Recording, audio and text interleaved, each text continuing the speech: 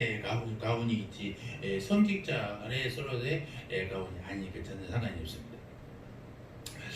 그래 중세기는 말이에요. 형식에 너무 발전해서 말씀이 사라져버렸어요. 그러니까 조금만 그동안에 했던 것에서 벗어나면 난리가 나는 것입니다.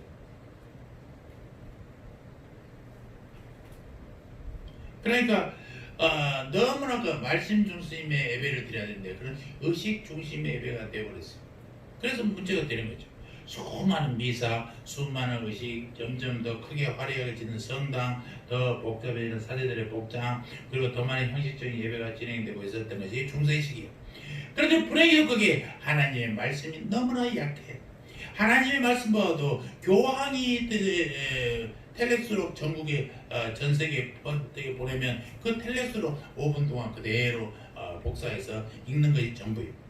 성경보다 교황의 메시지가 훨씬 더 중요했던 그때였어요. 그러니까 자연히 말씀을 통한 예배가 성도들의 삶 속에서 일어나지 않았고 그것이 가져온 비극이 교회의 암흑시대를 일으키게 된 것입니다.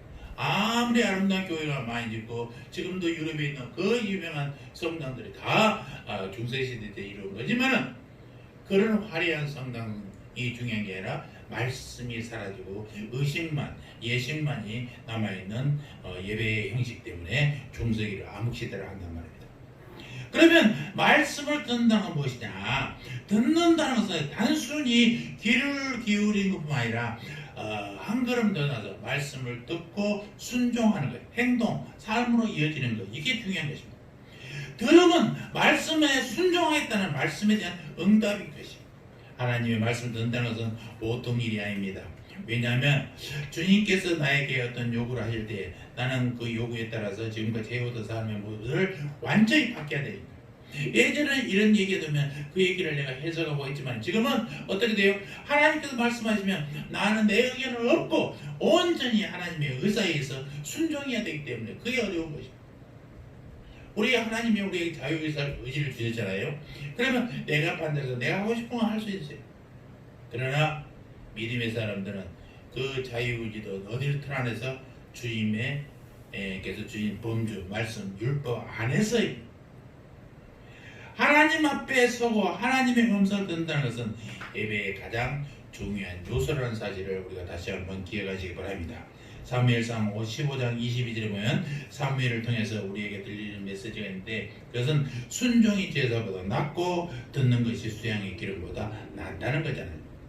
그 당시에 드렸던 많은 예배가 생명을 잃어버리고 의미를 잃어버린 이유는 뭡니까? 오늘 주신 말씀대로 헛되고 헛된 것으로 변신하고 있던 중요한 이유는 말씀을 듣는 일이었고 말씀에 순종하는 것이 부족하고 단순히 그냥 예배드리고 하는 의식 중심의 예배였기 때문에 그렇다라는 것입니다.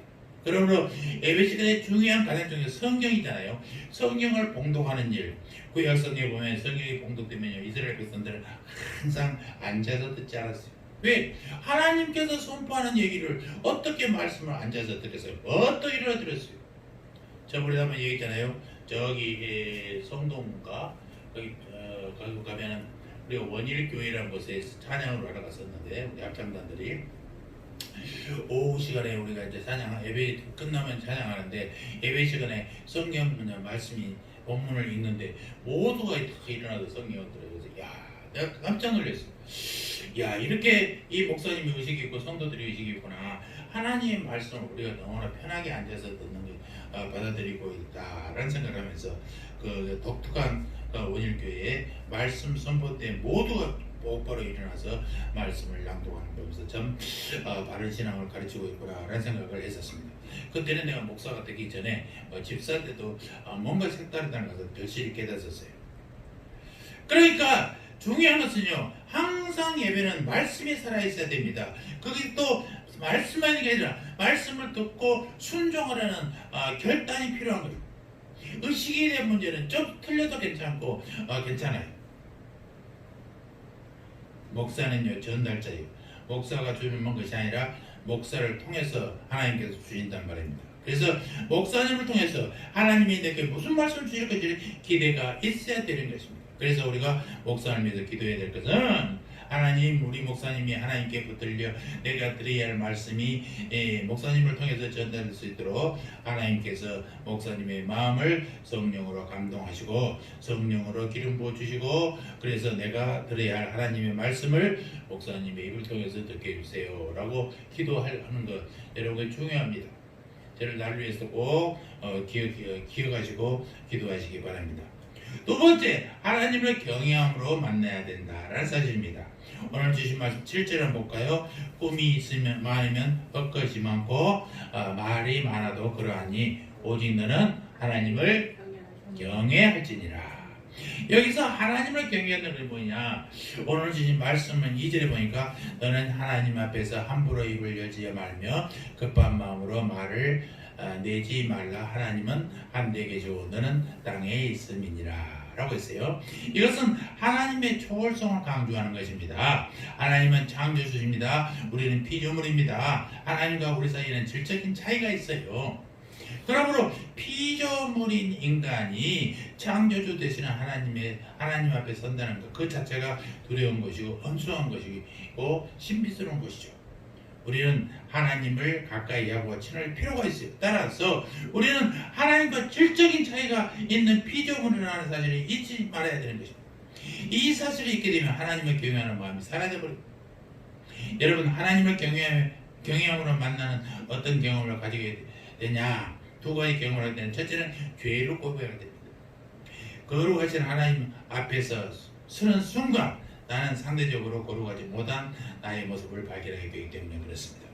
이사야 6장에 보면요, 우시야 왕이 죽던 해에 이사야가 성전에 들어가서 거룩하다 하고 하나님 찬양하는 천사들의 합창소리에서 보좌에 앉으신 주님의 모습을 접하는 순간 이사야가 하나님 앞에 딱 엎드려지면서 제일 먼저 고백한 말이 뭐예요? 화로다 나여 망하게 되도다 나는 입술이 부정한 자이다 라고 죄의 고백을 하고 있는 것입니다. 또 하나는 죄의 고백을 통해서 거룩하신 하나님의 도움을 구하게 되고 우리 삶이 하나님을 닮아가는 성화의 경험 속으로 인도된다는 것입니다. 우리 스스로가 더욱더 거룩한 모습으로 되는 거예요.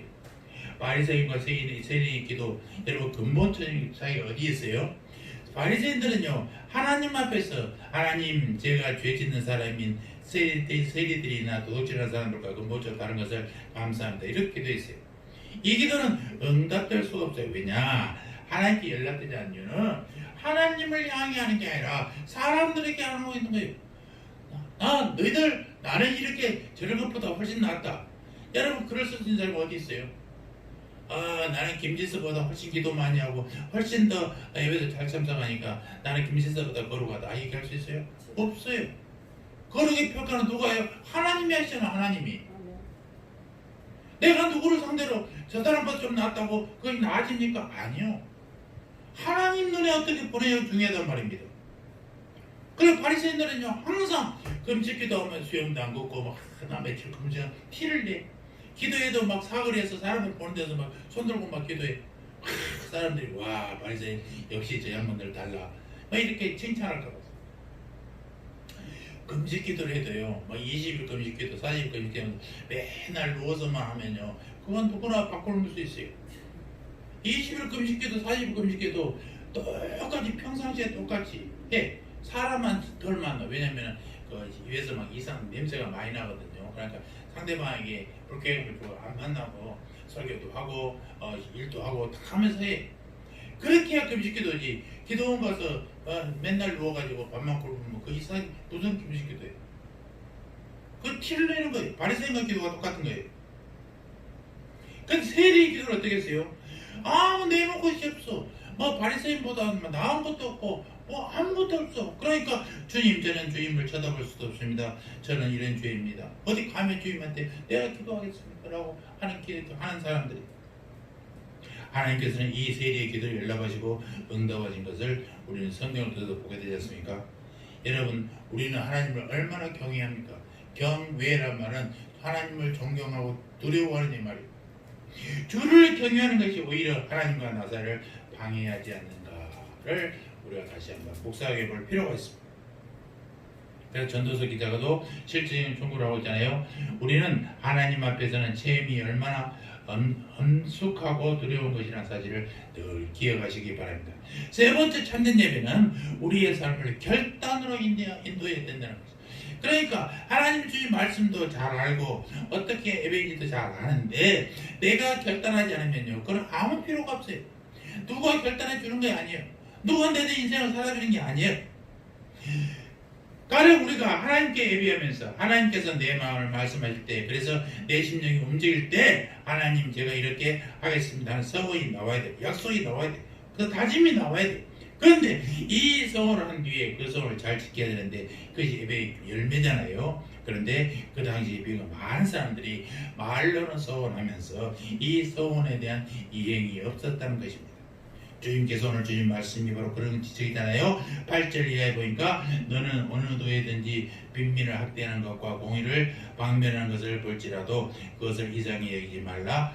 높은 자보다 더 높은 자가 감찰하고 그들보다 더 높은 자들이 있음이니라.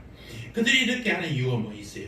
이웃을 멸시하고 제멋대로 살아가고 정의를 억압하고 진리를 비웃고 경멸하는 이유는 높은 자보다 더 높은 자가 감찰하심을 깨닫지 못하기 때문에 그렇습니다. 여러분, 우리 위에 누가 있어요? 하나님이 저 하늘에서 보고 계신다는 사실이에요. 하나님의 눈을 느끼지 못하니까 무서운 것을 모르신 거예요. 예배 드린다는 말이 무슨 말이에요? 우리는 하나님을 만났습니다. 그 하나님의 거룩한 얼굴을 대면했습니다. 그리고 그 하나님이 내 삶의 현장을 감찰하고 계신다는 사실을 알았습니다. 이렇게 예배를 통해서 이런 것들을 체험해야 되는 거예요. 그러면 어떻게 돼야 합니까? 우리가 달라져야 변해야 돼요. 예배는 무지해서는 안 돼. 예배가 무엇인가? 진정한 예배의 영적인 그 지식의 기초를 두어야 돼. 다시 말하면 하나님이 어떤 분이신지 대해서도 알면서부터 이루어지게 된다라는 것입니다. 우리가 요한복음 17장 3절 다시 한번 읽어볼까요? 시작. 영생은 곧 유일하신 참 하나님과 그가 보내신 예수 그리스도를 아는 것입니다. 아는 것이 문제예요. 아는 것이. 알고 거기에다 결단하고 행동으로 옮기는 것, 이게 중요하단 말입니다.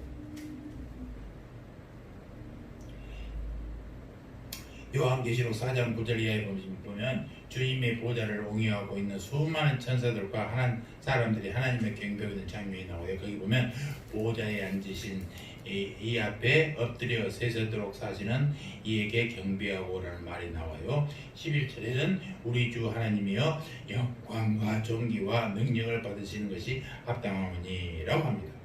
여기서 이 합당하다라는 말, 가치가 있다 이런 말이에요. 영광 받으시기에 합당하다, 마땅하다, 가치가 있다. 영광과 가치가 있는 거예요. 하나님은 우리에게 영광과 존귀와 능력을 받을 만한 가치가 있는 분이에요. 그러므로 우리의 예배는 하나님에만 드리는 것입니다. 오직 하나님에만 영광 돌리는 것이 우리 하나님을 제외하는 어떤 대상도 예배라는 말을 사용할 때 그 순간부터는 거의 뭐예요? 우상 숭배가 되어버린다는 사실을 우리가 잊지 말아야 됩니다. 요한계시록 22장 8절에는 이것들을 보고 듣는 자는 나 요한이니 내가 듣고 볼 때에 이 일을 내게 보이던 천사의 발 앞에 경배하려고 엎드렸더니, 너무나 감격해서 요한이 천사에게 경배를 하니까, 그런데 그 다음날 그 다음 절 9절을 보니까 뭐라 합니까? 9절 한번 다 찾아보세요. 요한계시록 22장 성경 맨 뒤 22장 9절 천사에게 절을 나가니까 뭐라고? 9절 시작. 저가 내게 말하기를 나는 너와 네 형제 선지자들과 또 이책의 말을 지키는 자들과 함께 된 종이니 그리하지 말고 뭐하지 말고 경배하지 말고 오직 하나님께 경배하라 하더라. 예배는 하나님께 드려진다는 것이에요. 이게 천사가 하는 거야. 내가 되든 뭐 괜찮다고 너희들이 나한테 인사해? 안 돼. 누구한테? 하나님한테 드려야 된다. 그렇습니다. 예배는 하나님 되심에 대한 깨달음에서부터 시작된다는 사실이에요. 이 사실을 깨닫는 순간 우리는 하나님께 바짝 엎드릴 필요가 있습니다. 이 엎드림 속에서 하나님의 음성을 듣게 되는 것이고, 그리고 두렵고 떨림으로 이 말씀을 간직하고, 이제는 이 예배를 실천하기 위해서 어디로 떠나? 우리 삶으로 떠나는 것입니다. 그것이 예배예요. 교회 안에서 예배대로 끝나는 게 예배가 아니라 여기서 결단한 마음을 어디로 우리의 삶 속으로 가져가는 게 중요하단 말이에요. 바울은 이것을 하나님이 기뻐하시는 거룩한 산제사, 이것이 우리의 드릴 영적 예배라고 말씀하고 계시네요. 영적 예배는요, 산제사, 말씀으로만 끝나는 게 아니라 우리의 결단으로, 행동으로 옮겨지는 것이. 이제 우리의 새로운 한 주간이 하나님이 기뻐하시는 거룩한 산제사, 영적인 예배를 드리는 축복의 기간이 되시기를 주님의 이름으로 축원합니다. 아멘. 아버지 하나님 감사합니다. 코로나가 창고라 해도 아버지 함께 드린 예배를 멈출 수가 없어서 어떤 방법으로든 주님께 드렸습니다. 아버지, 마치 전도서 5장의 말씀처럼 참된 예배는 무엇인지를 다시 한번 깨달으면서 어떤 형식과도 하나님의 말씀이 살아있고 그 말씀에 결단하는 우리들의 모습이 참된 예배인 줄 믿습니다. 주님의 말씀이 내 삶에 나타나게 하시고 내 사업장에 아버지와 내 삶의 터전에 그대로 결단으로 나타나는 귀중한 한 주간이 되어서 다음 주 주님께 예배드릴 때 정말로 다시 한번 나를 돌아보며 주님께 부끄럽지 않는 우리들이 될 수 있도록 주여 축복하여 주시옵소서. 감사합니다. 예수님 이름으로 기도합니다. 아멘. 하늘에 계신 우리 아버지여, 이름이 거룩히 여김을 받으시오며 나라에 임하옵시며 뜻이 하늘에서 이룬 것 같이 땅에서도 이루어지이다. 오늘날 우리에게 일용할 양식을 줍시고 우리가 우리에게 죄 지은 자를 사하여 준 것 같이 우리 죄를 사하여 주옵시고 우리를 시험에 들게 하지 마옵시고 다만 너에서 구하옵소서. 대개 나라와 권세와 영광이 아버지께 영원히 있사옵나이다. 아멘. 말씀을 생각하면서 우리 잠시 통성으로 기도하시겠습니다. 주여 삼자 기도합니다. 주여, 주여.